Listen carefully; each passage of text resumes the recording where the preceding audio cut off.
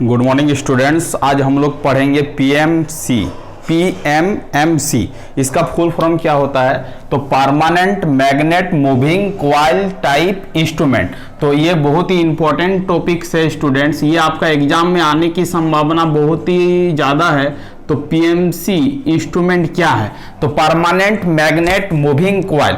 तो मैग्नेट कैसा होगा? परमानेंट होगा और वो क्या होगा? मूव करेगा। अब समझने का कोशिश करिए कि इसका स्टेटमेंट क्या है। तो आपको एग्जाम में पूछेगा कि पीएमसी क्या है, उसका वर्किंग प्रिंसिपल क्या है, तो आप क्या लिखिएगा उसको समझने का कोशिश करिए। तो ये permanent magnet moving coil type instrument जो वर्क करेगा, work on the principal that when A current carrying conductor is placed in a magnetic field. मतलब एक करंट कैरिंग कंडक्टर को यदि हम लोग मैग्नेटिक फील्ड में रखेंगे तो क्या होगा स्टूडेंट? देखिए, तो is placed in a magnetic field, it is act upon by a force which tends to move. मतलब यदि हम लोग करंट कैरिंग कंडक्टर को ए परमानेंट मैग्नेट में रखेंगे तो वो क्या करेगा? मूव करेगा। Force which tends to move it to one side to out of the field. मतलब ये क्या करेगा? सिंपल भाषा में समझने का कोशिश करिए कि कोई भी करंट कैरिंग कंडक्टर को यदि हम लोग मैग्नेटिक फील्ड में रखेंगे तो वो करंट कैरिंग कंडक्टर क्या करेगा? मूव करेगा। तो वही चीज को ये बोल रहा है। अब देखिए, समझने का कोशिश करिए। तो आप जानते हैं कि मैग्नेट में दो पोल होता है, एक पोल क्या होता है? नॉर्थ, दूसरा क्या होता है? साउथ। अब देखिए स्टूडेंट्स, आपका एक मैग्नेट लिए हैं, आपका नॉर्थ है और दूसरा क्या? साउथ पोल है। और ये भी जो मैग्नेट है वो क्या? परमानेंट मैग्नेट है। और परमानेंट मैग्नेट को हम लोग क्या किए हैं? उसके बीच में एक करंट कैरिंग कंडक्टर कॉइल को क्या किया? प्लेस किए हैं। इसका मतलब है कि ये आपका क्या है? करंट कैरिंग कंडक्टर है।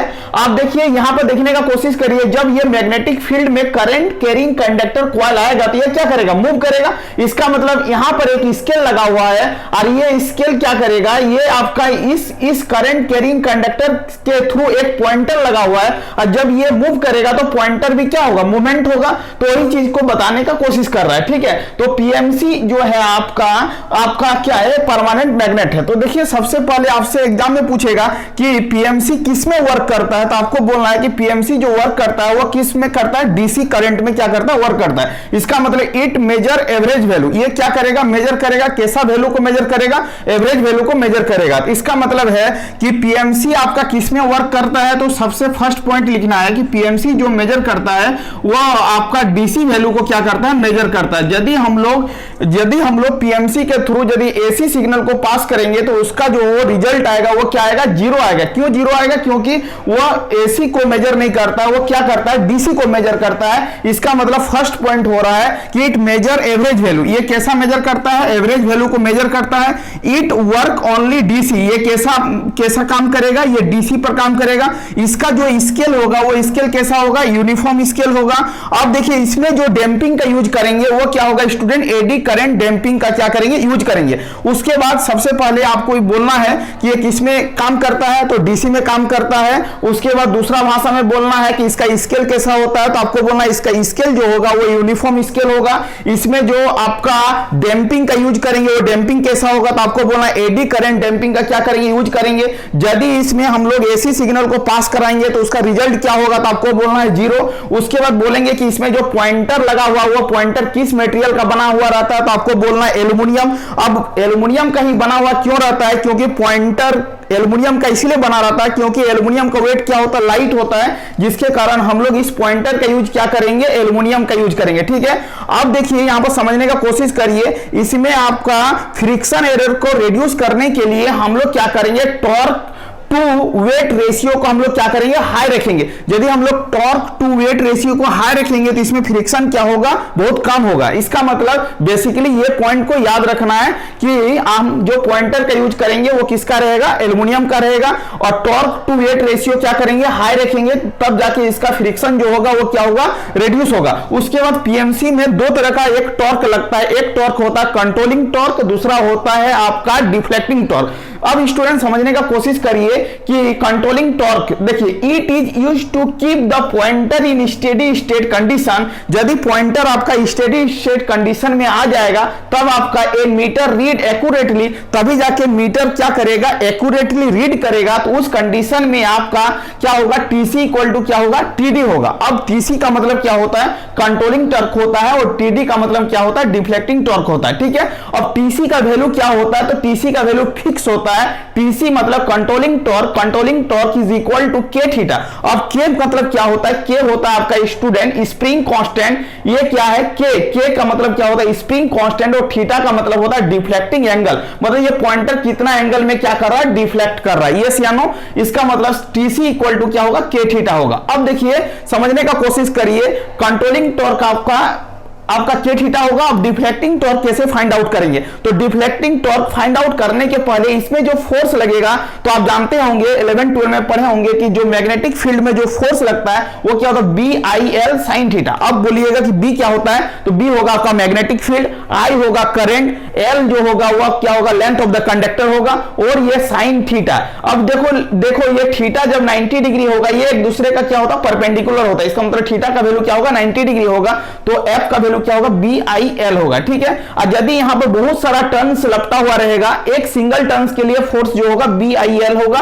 यदि बहुत सारा टर्न्स रहेगा तो एफ इक्वल टू क्या होगा, एन बी आई एल होगा। ठीक है, अब आप जानते हैं कि यदि फोर्स आपके पास अवेलेबल है और टॉर्क फाइंड आउट करना है, तो टॉर्क इक्वल टू क्या होता है, परपेंडिकुलर डिस्टेंस मल्टीप्लाई क्या होता है, फोर्स। अब देखिए यहां से लेके यहां तक का जो डिस्टेंस है वो आपका क्या है, डी है।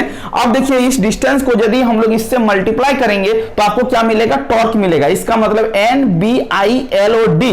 अब देखिए ये आपका क्या है, डी है, और ये आपका क्या है, एल है। इसका मतलब है एल और डी को मल्टीप्लाई करेंगे तो ये पूरे सिस्टम का क्या देगा, एरिया देगा। इसका मतलब N B I L multiply D is equal to क्या हो जाएगा, ए हो जाएगा। इसका मतलब स्टूडेंट यहां पर समझने का कोशिश कि एल और डी को मल्टीप्लाई करेंगे तो मेरे को क्या मिलेगा, एरिया मिलेगा।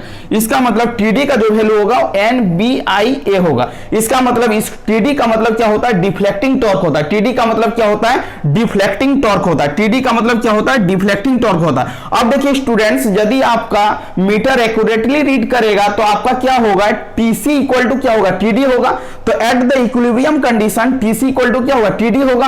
टीसी का वैल्यू क्या है, के थीटा है। टीडी का वैल्यू क्या निकाला, एन बी आई ए निकाला है। दोनों इक्वेशन को यदि आपस में इक्वेट करेंगे तो आपका के थीटा इक्वल टू क्या होगा, एन बी ए आई होगा। अब देखिए आपका नंबर ऑफ टर्न्स क्या है, फिक्स है। बी मैग्नेटिक फील्ड क्या फिक्स है। यदि ये कंडक्टर को यहां पर प्लेस कर दें, इसका एरिया भी क्या फिक्स है। इसका मतलब हम लोग का करंट क्या है, वेरिएबल है। इसका मतलब एन बी ए को हम एक कांस्टेंट पैरामीटर कंसीडर कर रहे हैं, उसको जी कंसीडर कर रहे हैं। तो इसका मतलब के थीटा इक्वल टू क्या होगा, जी आई होगा। इसका मतलब थीटा इक्वल टू क्या होगा, जी आई बाई के होगा। इसका मतलब देखिए कि थीटा जो डायरेक्टली प्रोपोर्शनल है वो क्या, करंट का प्रोपोर्शनल है। इसका मतलब डिफ्लेक्शन जो होगा किसके बराबर होगा, करंट के बराबर होगा। इसका मतलब ये आपका क्या है, deflecting is equal to directly proportional क्या होगा, करंट होगा। इसका मतलब है कि आपको ये पूरा स्टेटमेंट को क्या करना है, लिखना है। यदि परमानेंट मैग्नेट मूविंग कॉइल आपसे पूछा जाए तो यहां से लेके यहां तक पूरा आपको क्या करना है, नोट डाउन करना है, तभी जाके ये पूरा कंप्लीट होगा। इसका मतलब है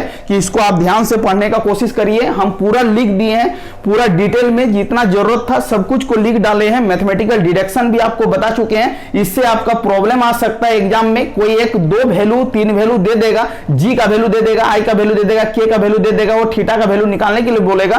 तो इस फॉर्मूले से हम लोग क्या कर सकते हैं, उसका वैल्यू को फाइंड आउट कर सकते हैं। तो स्टूडेंट आप स्टेप बाय स्टेप देखिए, पीएमसी बहुत ही अच्छा टॉपिक्स है और बहुत ईजी है, ज्यादा डिफिकल्टी में हम लोग बताए नहीं है, स्टेप बाय स्टेप बताए हैं। आपको समझ में आएगा इजीली वे में। आप स्टडी करिए, कोई भी प्रॉब्लम होगा तो वो क्या करना है, कमेंट सेक्शन में बता देना है। Thank you students. यदि पसंद आए तो चैनल को क्या करना है, ज्यादा से ज्यादा लाइक करना है और सब्सक्राइब करना है। Thank you students.